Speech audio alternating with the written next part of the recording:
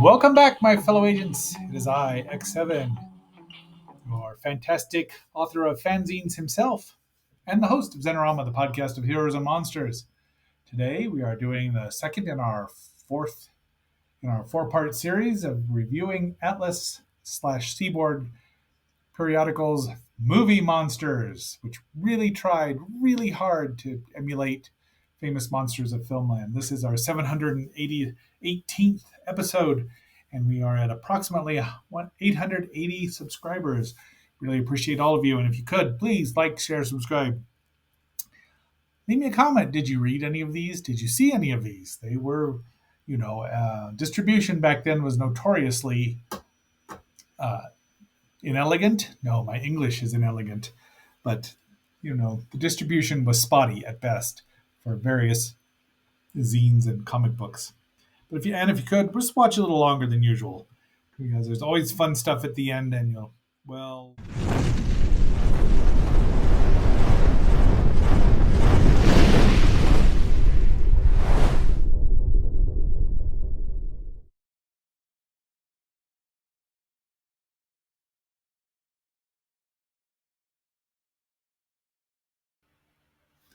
Okay, so here we have my copy of Movie Monsters number 2, which barely features Dr. Zaius. Help me, Dr. Zaius, Dr. Zaius, Dr. Zaius.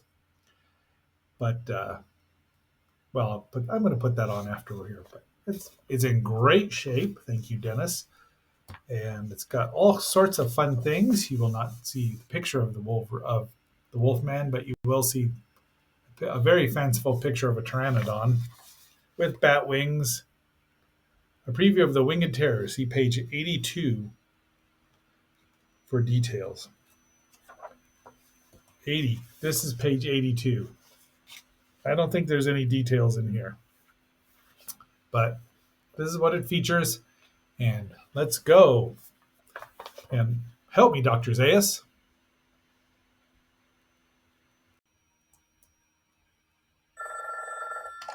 Troy, Mac Parker. Ever hear of Planet of the Apes? The movie or the planet? The brand new multi-million-dollar musical. And you are starring as the human. It's the part I was born to play, baby.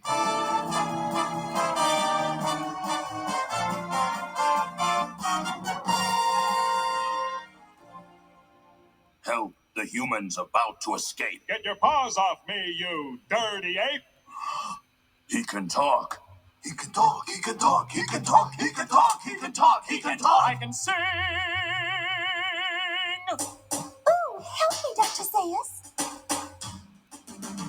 Dr. Zaius, Dr. Zaius. Dr. Zaius, Dr. Zaius. Dr. Zaius, Dr. Zaius. Oh, Dr. Zaius. Dr. Zaius, Dr. Zaius. What's wrong with me? I think you're crazy. Want a second opinion? You're all so lazy. Dr. Zaius, Dr. Zaius. Dr. Zaius, Dr. Zaius. Yeah, that still cracks me up. I've seen it for probably 30 plus years now. And Phil Hartman was awesome as Troy McClure. You may remember him from such movies as The Erotic Adventures of Hercules, starring Norman Fell as Zeus. Okay, so there's my copy, and we open it up. Jeff Rovin here, and we're going to talk about Jeff in a little bit. Contributing editors, cover Greg Theakston, because it's a great cover. And here's what we have there. We're going to skip some of them and pay a little more, not skip them, but pay a little more attention to others. And as usual, I have spiced it up with some color photographs as well. We start out with 2001: A Space Odyssey, a movie I've never actually seen all the way through. I've seen most of it. But it was split up into 2 nights on, I don't know, let's say NBC when it was aired in the 80s. Yeah, probably early 80s, as a response to Star Wars. And it's not Star Wars. It's not even that kind of movie. But I'm not sure who wrote this, but boy, he pants about it. And of course, The Simpsons did it. Simpsons did it. So there's an editor's note, which I would assume was Jeff Rovin, about a trip to the moon. But, and then there's Planet of the Apes, Clockwork Orange, etc., and so on. So yeah, whoever wrote this was kind of I don't know, but it's I'd really like to watch it again. It can't be as long as I remember, right? So next we have 1 million years BC, retrospective of Ray Harryhausen's 1966 classic, and all these pictures, every one of them, showed up in Jeff Roven's From the Land Beyond Beyond. Coincidence? Which was, about 3 years later. Except this one of Carol Anderson from the original 1 million BC, which I should review it sometime. Maybe it's better than I remember. There's the Super 8. I would love to see the Super 8 version of it. And just more. And again, all of these, including these, showed up in From the Land Beyond Beyond. And now we have the Celluloid Superman from 1975, written probably in 1974. And they don't include the cartoons, the Filmation cartoons, or the Super Friends, which is already out by now. But there's the serial with Cargallen and Noel Neal. There he is there, which they're fun serials. I like them. And we'll probably review them because, as I said, Superman, in 2 years, he's going to be 80, or 90, 90. There's George Reeves as Superman, and we'll at least get through the first season of that. And there's the Fleischer ones, which were top dog. Now, Super Pup, never made it. Never seen it. Don't want to see it. Don't care. It can't be worse than the Wonder Woman failed pilot, but oh boy, it was a big deal. I probably would have wanted to see it there. Produced in 56 and 57. So it's really odd to think that there had been no other Superman movies out until for another 4 years. Yeah, 3 years from now, 78, when, of course, Christopher Reeve would make his indelible appearance. There's the phenomenal cartoons, which we will review. They are in the public domain, but we're not going to show them per se. So we go to Monster Bugs, which, this one says they're slimy. I've not ever seen a bug that was slimy. They look like it, but snakes do too, and they're not. They're very dry, they're very smooth, but they're not slimy. So I don't know why they think bugs are.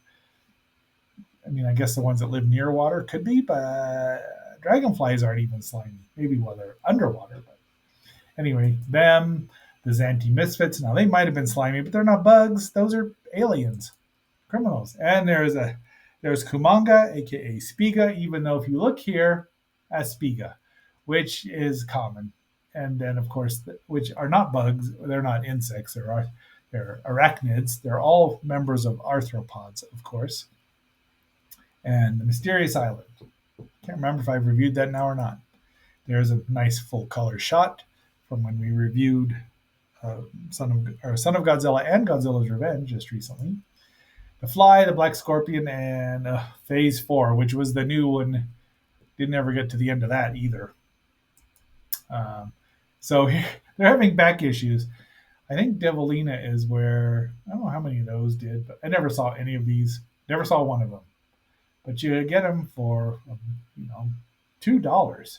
$2. I would hope that included was postage paid. There's Robbie for some reason. They don't really say why, but there's Robbie and Morbius. And Robbie's short-circuiting because he can't kill a human. He's bound by Asimov's 3 laws of robotics, which comes into play. And we get to the creature there. That's right out of the book. So and of course, this is because young Frederick Frankenstein is out, and Peter Boyle. Such a great movie. I still love it. I think it's my favorite of Mel Brooks, and I think it's his best. So, and then of course we show some other ones, and I do have to include since they had Toho and Frank Meets the Space Monster, which so close to being classic cheap movie, but I've never cared for the Hammer Frankenstein movies because they're not about the creature, about the crazy doctor / baron / medical student. And I don't know why the Lost in Space Cyclops was in here, but it's a nice picture. And there we have Dr. Zaius, Dr. Zaius. But that's it. That's all it is. A scrapbook of 2 pages. 2 pages. I don't know that the last one had come out yet. Escape, Conquest. I don't know if Battle. Yep, there's Battle. So they've all the movies were out. The TV show and the cartoon had not been released on television just yet. I don't think. The cartoon is fascinating. We'll be reviewing that, and maybe the TV show. And there's my helper, Kaida. And now we get to Rodan, the flying monster, which of course we're going to get all the pictures because I love Rodan. It's just no two doubt. No, there's the 8mm home movie, and just great pictures of Rodan. I love this movie. Love this movie. As you saw yesterday, there's the where it says the Winged Terror. See page 82 for details. Steve Mitchell, great drawing. Not close to being. It looks like a chicken trying to with bat wings. We're not trying to make a documentary, said Ray Harryhausen. Remembering Bela, which, there's not a lot of color stuff about Bela. And of course, that's just so that Atlas Seaboard could horn in their Atlas Comics Planet of Vampires, which is not based on the movie Planet of the Vampires, which is not my favorite. But there's the actual cover in color. I think that's from mycomicshop.com. You can usually find Atlas Comics pretty inexpensive. I've never read this one because that sort of comic never appealed to me much, unless it had a werewolf in it. But I know werewolves, how to watch that. There's our Doc Savage scrapbook. It's emblazoned on the cover, which is why you got his trailer for nothing. So I like the movie, and we will review it at some point in time. Since he was a precursor, probably next year, he definitely is a precursor to Superman, Man of Steel, Man of Bronze, Fortress of Solitude, etc. They're advertising their own comic books, and my Tiger Man is right there. That is an Ernie Cologne, I believe, Tiger Man. Instead of the Steve Ditko one we'd see for 2 issues. The Protector, aka the Phoenix, we change him into that. Fascinating story about Atlas Comics, and just 21. They went too big too fast, I think. More commercials, all the films, not sold at limited poster, limited edition. What if it's a book? Bruce Lee book, film book. That's probably worth something. $3. And there's the movies, Rodan, the Giant Behemoth. That's there's I don't know why the Cyclops is there or a creature, but in fact, only the Giant Behemoth is there.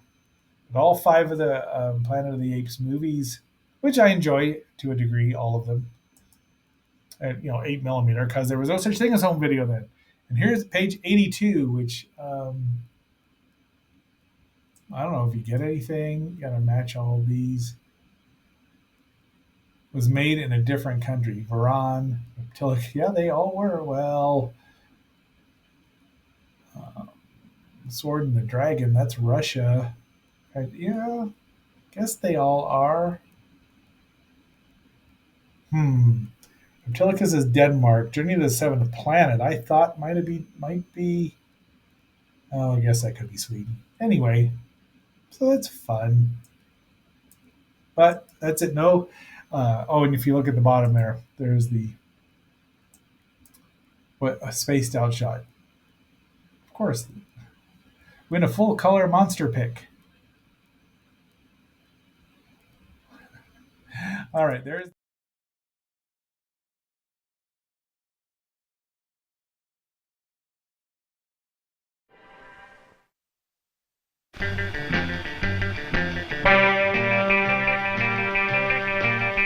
If I can only get unstuck, I'll be swinging at one of my most fearsome foes next week.